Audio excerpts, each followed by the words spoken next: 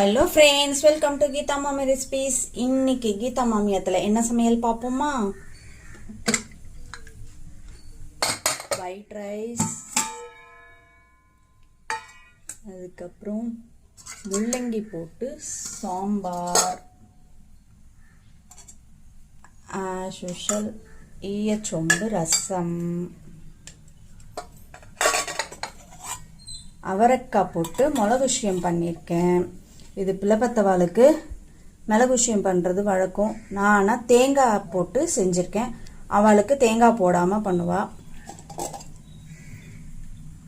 கோஸ் பொரியல். குழந்தைகளுக்கு ஸ்கூல் லஞ்சுக்கு புதினாவும் பட்டாணியும் போட்டு புலாவ்.